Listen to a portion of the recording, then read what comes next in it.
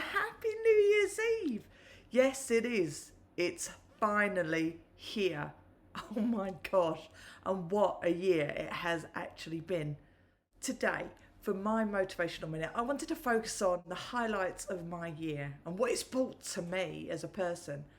For sure, my life completely changed in a million different ways, but it's given me the opportunity of time and space and the chance to be able to look inside myself, to figure myself out even more.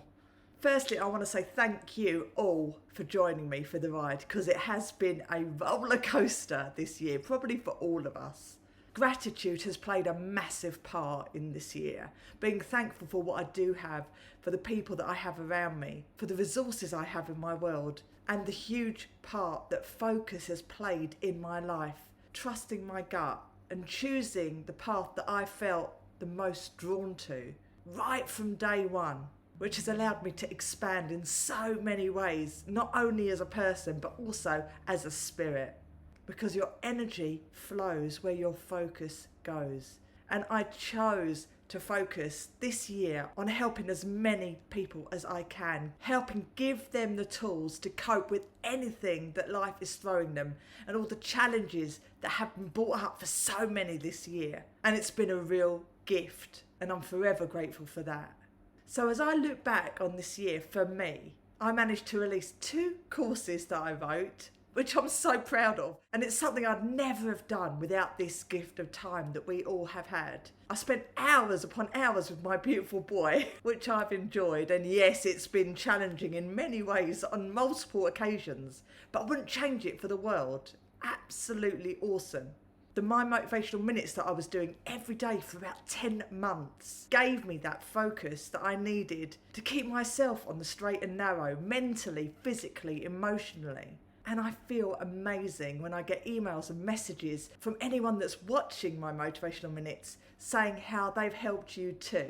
They really have been a source of inspiration for me. And of course, I've met the most incredible therapists this year too. People that I would never have met without this challenge that has been thrown upon us all. A group of like-minded, kind, beautiful souls that I have connected with. And together we've been doing our therapy talks, and we will continue to do that too. I've had an interview in a mainstream newspaper. I've done countless podcasts, which I'm so proud of being a part of. And I've spent this year learning new things, Final Cut Pro, technology, doing my speak talks online via Zoom, just being resilient and finding my way around the challenges that has been thrown at me. I've written and produced poetry that I'm so proud of, that will last me a lifetime.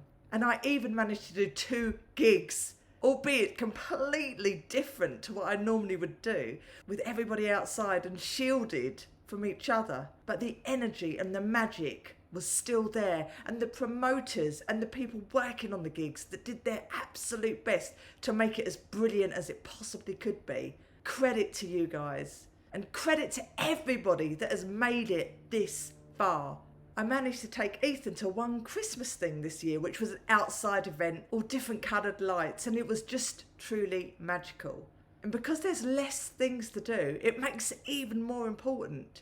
Because the small things, well, they're the big things.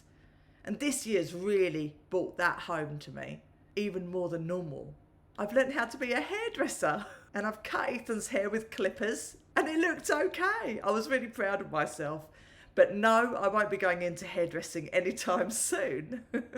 And this summer, where I would normally have gone away about 5 times this year, everything has now been based in the UK.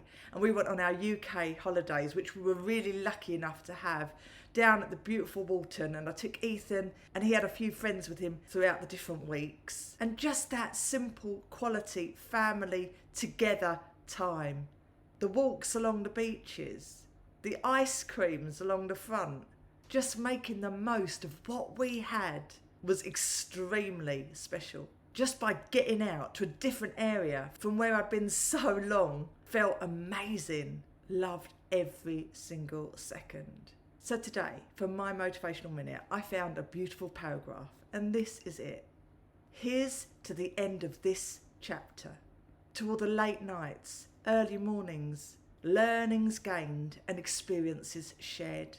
Here's to the hardships that became our teachers, to the heaviness that taught us how to rise again, and to the people who would stop their world and celebrate our presence. Here's to the time we chose feelings over disconnection, freedom over perfection, courage over what's known and certain, and doing the work. Here's to releasing what wasn't ours to keep. Here's to holding our palms wide open to our blessings. And here's to taking one step forward into the hope and possibility of tomorrow. So with that said, I want to wish you all the most beautiful New Year's Eve. And yes, it's different to every other New Year's Eve we've ever experienced, but I hope you're spending it connecting with the people that you care about the most. I'm sending you all the love in the world and wishing you the most beautiful new year. 2021, make it count.